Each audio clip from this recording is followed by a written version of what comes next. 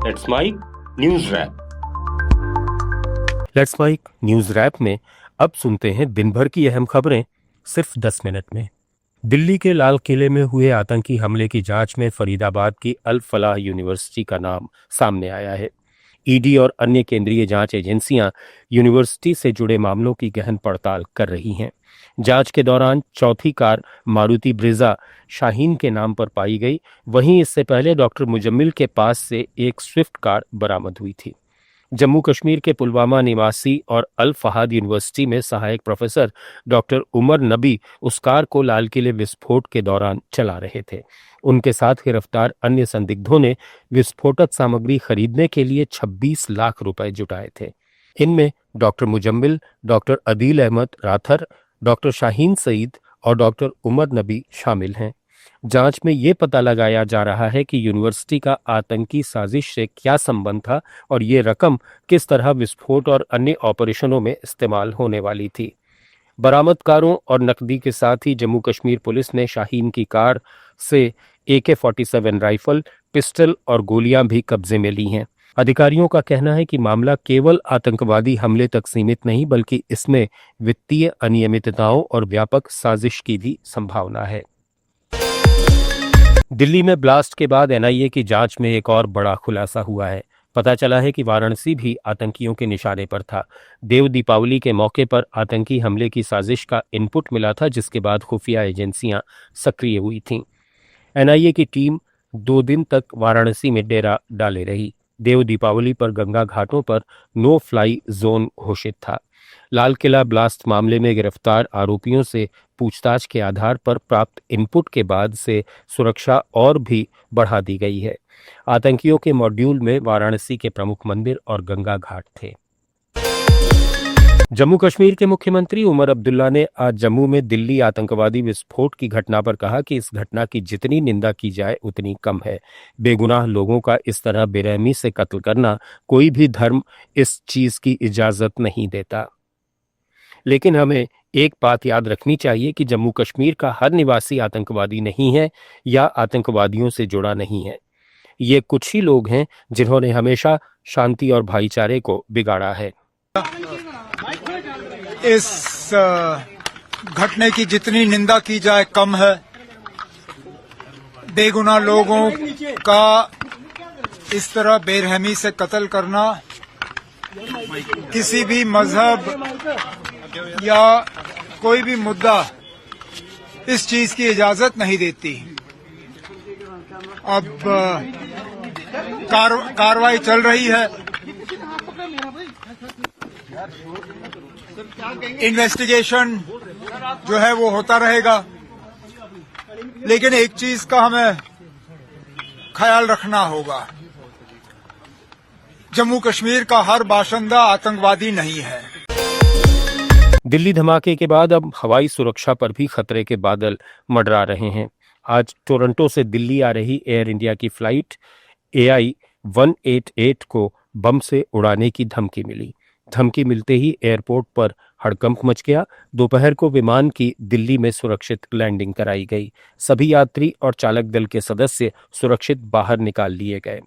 बम threat assessment committee ने जांच के बाद इस धमकी को नॉन स्पेसिफिक यानी अपुष्ट श्रेणी में रखा, लेकिन एहतियात के तौर पर विमान की पूरी जांच की गई।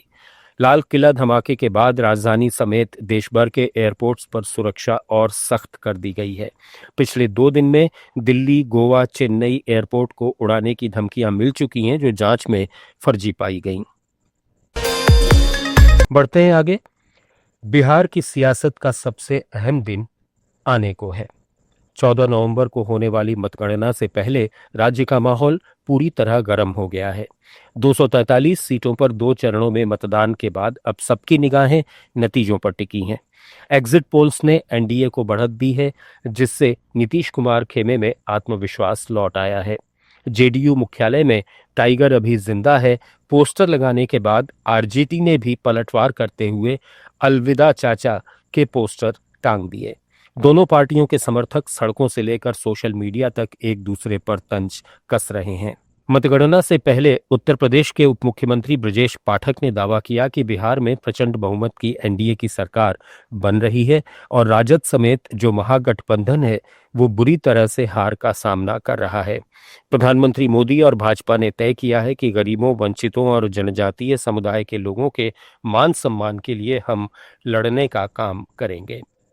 बिहार में प्रचंड बहुमत की एनडीए की सरकार बन रही है और आरजेडी सहित जो महागठबंधन है ये बुरी तरह से हार का सामना कर रहा है। आज भी बिहार में आरजेडी के जंगल राज को लोग भूले नहीं हैं। तरह तरह की कहानियां लोग बताते हैं किस ढंग से कट्टा उद्योग बना करके बिहार में आरजेडी ने रख दिया था। बिहार के लोग आरजेडी को और उत्तर प्रदेश में समाजवादी पार्टी को, उत्तर प्रदेश के लोग कभी गुंडा राज के कारण माफ नहीं करेंगे। बिरसा मुंडा जी के बारे में बिरसा मुंडा जी की 150वीं जन्म जयंती को भारतीय जनता पार्टी नेतृत्व पूरे देश में, पूरे प्रदेश में धूमधाम के साथ मना रहा है। आज 150वीं जयंती के अवसर पर गाजियाबाद में मैं प्रदेश सरकार की तरफ से श्रद्धासुमन अर्पित करता हूं। माननीय मोदी जी ने, भारतीय जनता पार्टी ने तय किया है कि गरीबों को, वंचितों को, जनजातीय लोगों के मान सम्मान के लिए भारतीय जनता पार्टी लड़ाई लड़ने का काम करेगी और उनके जीवन में उत्थान लाने के लिए काम करेगी। समाजवादी पार्टी कह रही है कि वहीं आरजेडी नेता प्रेमचंद गुप्ता ने दावा किया कि उन्हें साफ बहुमत मिल रहा है। अब बात ये कौन क्या कहता है वो अलग बात है, लेकिन क्लियर विक्ट्री है, इसमें कोई डाउट नहीं। पब्लिक ने, जनता ने तेजस्वी जी को खुल के वोट दिया, इसमें कोई शक नहीं है। विदेश मंत्री डॉक्टर एस जयशंकर ने ऊर्जा सुरक्षा और महत्वपूर्ण खनिजों को लेकर आयोजित G7 विदेश मंत्रियों की आउटरीच बैठक में भारत की ओर से अपने विचार रखे। उन्होंने एक्स पर लिखा कि इन क्षेत्रों में निर्भरता कम करने, पूर्वानुमान की क्षमता मजबूत करने और वैश्विक साझेदारी के माध्यम से लचीलापन विकसित करने की जरूरत है। जयशंकर ने लिखा कि भारत ने इस मंच पर ऊर्जा सुरक्षा और महत्वपूर्ण खनिजों से जुड़ी चुनौतियों पर अपना दृष्टिकोण साझा किया। भारत ने पूर्वी लद्दाख में अपनी सैन्य ताकत को और मजबूत करते हुए न्योमा एयरबेस को औपचारिक रूप से शुरू कर दिया है।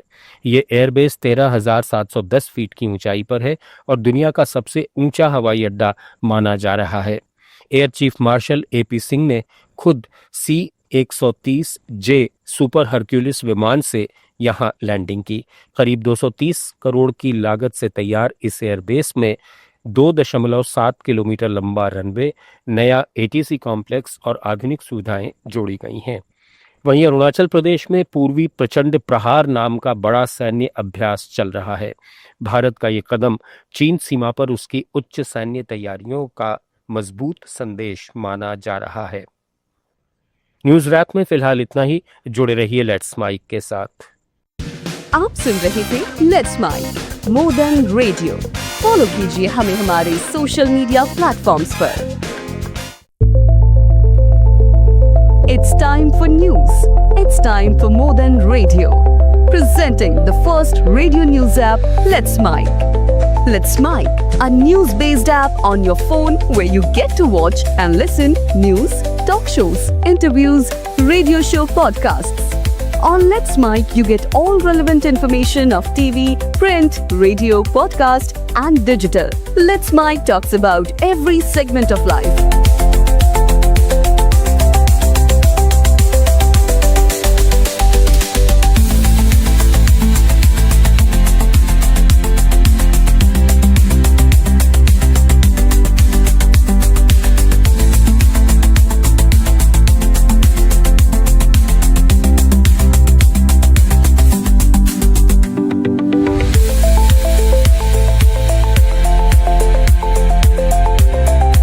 Download the app now from Play Store. Available both on Android and iOS mobile phones. Follow us on YouTube, Instagram, Twitter, LinkedIn, Facebook, Telegram, WhatsApp, Snapchat. Let's talk, let's connect, and let's mic. It's time for news. It's time for more than radio. Presenting the first radio news app, Let's Mic. Let's Mic, a news-based app on your phone where you get to watch and listen news, talk shows, interviews, radio show podcasts. On Let's Mic, you get all relevant information of TV, print, radio, podcast, and digital. Let's Mic.